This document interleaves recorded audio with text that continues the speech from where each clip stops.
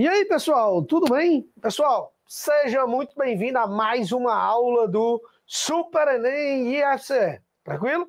Pessoal, estamos aqui para poder fazer aquela fantástica revisão no assunto da física, tá? Que com certeza é importante, que é a parte que envolve termodinâmica, tá, pessoal? Meu nome, pessoal, é esse nomezinho chamado David Herman, tá? Esse é o nome do qual mãe me deu desde criança, tá? E a aula de hoje, ela vai envolver dois assuntos importantes: termodinâmica, que eu falei, e calorimetria, a parte que envolve trocas de calor. Tranquilo? Espero que você fique ligado e eu espero poder ajudar você para a sua revisão final aí na prova do Enem ou qualquer vestibular que você se dispunha a fazer, tá bom? A gente vai começar, pessoal, a nossa aula de hoje tratando aí de uma questão sobre calorimetria, tá? Uma questãozinha que fala sobre troca de calor, tá bom? Então, antes da gente começar, vamos fazer a leitura da questão, tá certo? Primeira questão diz o seguinte: numa cavidade de 5 centímetros cúbicos, tá? O 3 centímetros está na caixa alta, mais tranquilo, centímetros cúbicos, feita num bloco de gelo, introduz-se uma esfera homogênea de cobre de 30 gramas, aquecida a 100 graus, conforme o esquema. Sabendo que o calor latente de fusão do gelo vale 80 calorias por grama, que o calor específico do cobre é de 0,096 calorias por grama grau Celsius e que a massa específica do gelo é de 0,92 gramas por centímetro cúbico também, o volume total da cavidade é igual a quanto? Pessoal, de cara, a gente observa uma coisa. Eu vou colocar uma esfera quente dentro de uma cavidade que está em gelo. E o gelo se encontra claro e evidente, pessoal, a 0 graus Celsius. Então, a gente observando, o gelo aqui se encontra inicialmente, pessoal, a 0 graus Celsius. E a esferinha, pessoal, foi dito na questão que ela está na temperatura de 100 graus. Só que quando eu colocar essa esfera aqui, pessoal, ela vai entrar em contato com o gelo e, consequentemente, vai derreter o gelo. Porque ela está muito quente, mas ela não consegue, pessoal, que fique claro isso, ela não consegue derreter por completo o gelo. Ela só vai derreter uma parte. Por quê? Porque ele pergunta qual o volume final da cavidade que vai ficar ali no gelo, tá? Então, de cara, a gente pode concluir a seguinte coisa, que essa esfera, ela, por estar quente no começo, ela vai ter que entrar em equilíbrio térmico com quem? Equilíbrio térmico com o gelo. Então, ela vai diminuir a temperatura até 100 graus Celsius. Com isso, vai existir o quê? Uma perda de calor da bolinha de metal, que é dada por calor sensível, MC delta T. Tá? Esse calor sensível vai ser MC delta T. Só que esse calor, ele vai ser transformado, vai ser utilizado, na verdade, para poder promover o derretimento do gelo. Então, o derretimento do gelo se dá com um calor chamado calor o quê? Latente, que é calculado pelo produto de quem? Massa vezes o latente, tá? Massa vezes o latente. Nessa situação, eu posso fazer o quê? Eu posso fazer aquele princípio básico das trocas de calor, que o calor que um fornece, mais o calor que o outro recebe, o somatório dessas energias térmicas tem que ser igual a quanto? A zero. Tá? Calor fornecido mais calor recebido. Quem é que fornece? A esfera. Quem é que recebe? O gelo. Então, o que vai acontecer obrigatoriamente? A quantidade de calor fornecido vai ser fornecido pela esferazinha metálica. Então, vai ser calor sensível, que vai ser MC delta T. Mais calor recebido, vai ser calor recebido pelo gelo. O gelo vai só mudar o estado físico dele, vai ficar água a 0 graus, que isso fique claro. Tá? A água que está aqui, a gente considera que ela não tem elevação de temperatura. Por quê, professor? Porque a água só pode elevar a temperatura depois que derreter totalmente todo o gelo. Tá bom? Então aqui fica o quê? Massa vezes o latente. Tudo isso igual a zero. A massa é a massa da esfera. Ele diz que essa massa tem quanto? Tem 30 gramas. O calor específico, tá, pessoal? O calor específico do cobre, ele deu, ó. A esfera é feita de cobre. Então vai dar 96 vezes 10 a menos 3, tá? Vou colocar em notação científica. Variação de temperatura, poxa, ela saiu de 100 até 0, que é a temperatura final do gelo, que a esfera vai e esfriar, 0 menos 100. Perfeito. Mais a massa de quem? A massa de gelo que vai derreter. É o que eu vou descobrir. E quem é o latente de fusão? O latente vai ser equivalente a quanto? 80. Tudo isso igual a 0. Tá? Pessoal, de cara, a gente vai poder fazer o seguinte, ó. Eu posso dizer, pessoal, que isso aqui é 96 vezes 3. 10 a menos 3 está bem aqui. Olha que interessante. 0 menos 100 dá menos 100. Vou botar esse menos lá na frente. Tá? 100 é 10 ao quadrado. Com esse zero aqui que eu não utilizei, porque era 30, eu botei 3. Então dá 10 elevado à terceira, tá? Então tem 2 zeros aqui, com mais um dá 10 à terceira. Mais quanto? 80m. Igual a 0. Show de bola. Então o que a gente vai fazer? Vamos cortar esse cara com esse. Vamos cortar. 96 vezes 3. Quando eu fizer 96 vezes 3, pessoal, para a gente poder não se perder, vou até utilizar a calculadora aqui rapidinho, tá?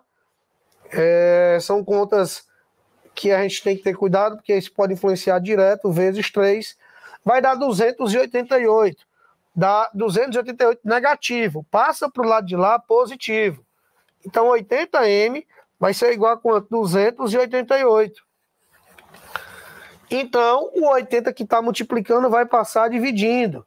Então, quando passar dividindo, eu vou ter o derretimento, pessoal, de apenas 3,6 gramas, pessoal, de gelo. Então, esse gelo, essas 3,6 gramas, ela vai derreter. Quando derreter, acontece o quê? O gelo vira o quê? Vira água. Né? Então, o que vai acontecer? O gelo, ele tinha o quê? Ele tinha um certo volume. Isso aí era gelo, isso aí era a massa que era gelo. Então, essa massa, ela tinha um certo volume. A pergunta é, quanto de volume essa massa aí equivale, né? Porque essa massa que derreteu de gelo tem um volume, e esse volume de gelo vai virar o quê? Esse volume de gelo vai virar apenas um vazio. Então, vai ter um aumento na cavidade para essa esfera poder ficar. Vamos achar esse volume. A gente sabe muito bem, pessoal, que densidade é massa sobre volume. Consequentemente, o volume é a massa dividido por quem, pessoal? Pela densidade. Então, o que nós vamos fazer para achar esse volume? Vou fazer bem aqui no canto. O volume vai ser equivalente a quanto? A massa. Acabamos de achar, 3,6. Vamos dividir pela densidade. Opa! Massa específica do gelo, a densidade vale quanto? 0,92. Tá? Então fica 3,6 dividido, pessoal, 3,6 dividido por 0,92. Isso vai dar aproximadamente, pessoal, 3,91 centímetros cúbicos. 3,91 centímetros cúbicos, perfeito. Tá? A pergunta é, o que é isso aqui? Isso aqui era o volume de gelo que ele ocupava, mas agora ele derreteu. Então esse volume ele foi adicionado aos 5 centímetros cúbicos que já existia. Então existia aqui 5 centímetros cúbicos e foi aumentado na sua cavidade 3,91. 5 mais 3,91, pessoal, dá 8,91. Que é aproximadamente, pessoal, 8,9. E aí a gente encontra, pessoal, que o item A é o item correto. Tranquilo? Fui claro? Questãozinha bacana que fala sobre troca de calor, densidade, aumento de uma cavidade, tá bom? Então, algo para a gente poder ter cuidado de observar minhas coisas. Vamos para a próxima. Uma bomba de encher, uma bomba de bicicleta tem um comprimento de 24 centímetros e está acoplada a um pneumático. Tá? Inicialmente, o pistão está recuado e a pressão no ar no interior da bomba é de 1 atm. É preciso avançar o pistão em 8 centímetros para que a válvula do pneumático seja aberta. Quando isso ocorrer, a pressão em atm na câmara de ar, suponha que a temperatura foi mantida constante, será igual a quanto? Pessoal, isso é uma transformação gasosa. Tá? Uma transformação gasosa em que a gente pode fazer aquela transformação clássica. PVT igual a PVT. Que é isso, professor? Pressão inicial, volume inicial, temperatura inicial, final. Ele disse que a temperatura é constante, não posso cortar. A pressão inicial que existia no sistema gasoso valia quanto, pessoal? Valia exatamente 1 atm. Ele comenta por aqui, ó. a pressão valia de quanto? Valia de 1 atm. Então, o que nós vamos fazer? Vamos colocar essa pressão igual a 1, perfeito. Quem é o volume? O volume que tinha antes do início. O volume, pessoal, como ele não deu, a gente vai fazer pelo quê? Pelo cálculo do volume de um cilindro, por exemplo. Tá? Que é essa área da base aqui. Tem uma areazinha bem aqui, que é a da seção transversal dessa bomba, multiplicado pela altura que tinha antes.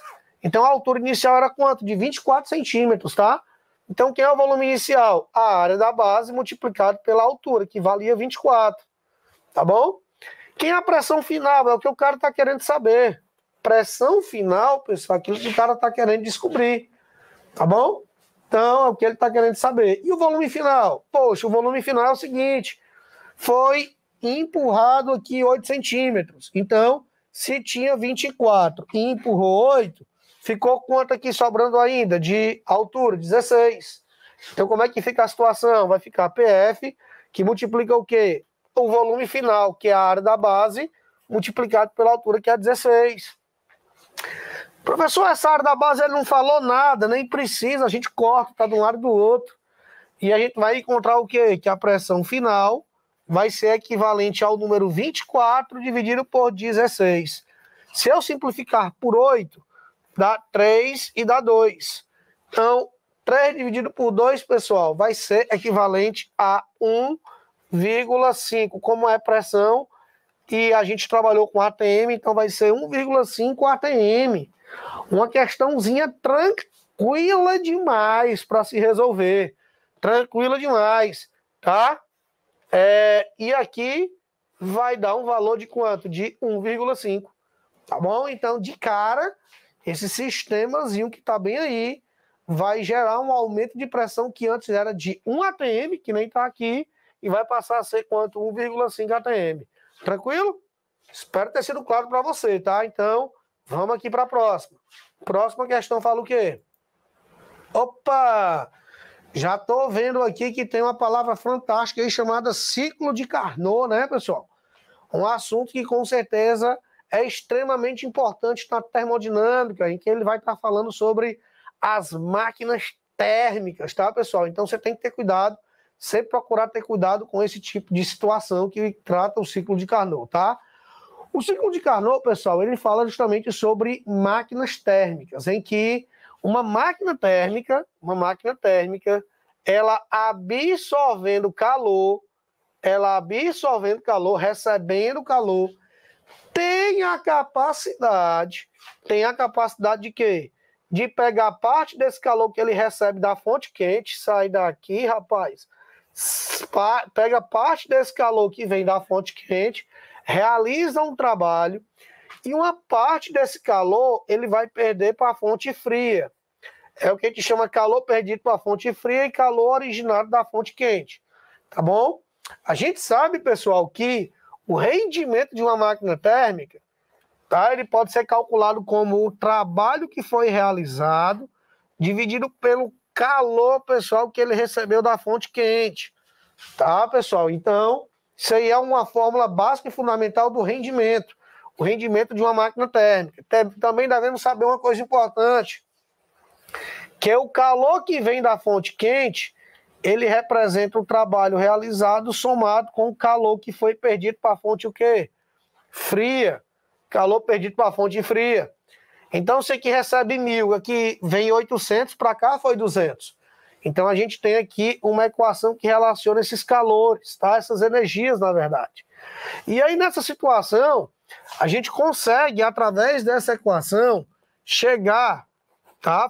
Trocando esse trabalho aqui, joga esse calor da fonte fria para o lado de lá, tá? Nós conseguimos chegar, que esse rendimento ele pode ser calculado como se fosse 1 menos a razão entre o calor da fonte fria dividido pelo calor da fonte o quê, pessoal? Quente. Tá certo? Então, na verdade, essa aí é uma outra expressão para o rendimento. Carnot, pessoal, estudou isso e viu que essa razão aqui, essa razão entre a fonte fria e a fonte quente, também pode ser equivalente à temperatura da fonte fria sobre a temperatura da fonte, o que, pessoal? Quente, uma revisão zona grande aqui sobre o ciclo de Carnot, meus amigos. Tá? Então, com certeza, é a melhor forma da gente poder fazer uma revisão, é fazendo exercício, tá? Então, o que ele está falando aí? Ele te deu, pessoal, uma máquina térmica de Carnot é operada entre duas fontes de calor. A temperatura de quanto? De 400 Kelvin e 300 Kelvin.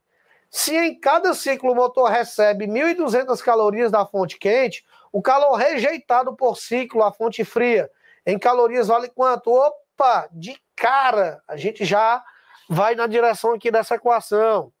Essa equação aqui, essa última que eu escrevi, pode ser calculada como se fosse 1 menos. Temperatura da fonte fria, 300 Kelvin, massa. Temperatura da fonte quente vai ser quanto? 400 Kelvin, show de bola. 300 sobre 400, os zeros vão-se embora. 3 sobre 4 dá 0,75. Então, 0,75. 1 menos 0,75 dá 0,25, pessoal. Pessoal, 0,25 é a mesma coisa que 25%. A máquina tem apenas um rendimento de 25%. O que é isso, professor? De todo o calor que ele recebe, de toda a energia que ele está falando aqui, que ele recebe da fonte quente, que inclusive ele deu bem aqui, ó, que são 1.200 calorias, ele vai realizar em trabalho útil quanto? Apenas 25%, pessoal. Apenas 25%. Então, qual é a conclusão? 1.200, quanto é 25%? De 1.200. Pessoal, 25% é a mesma coisa que 1/4.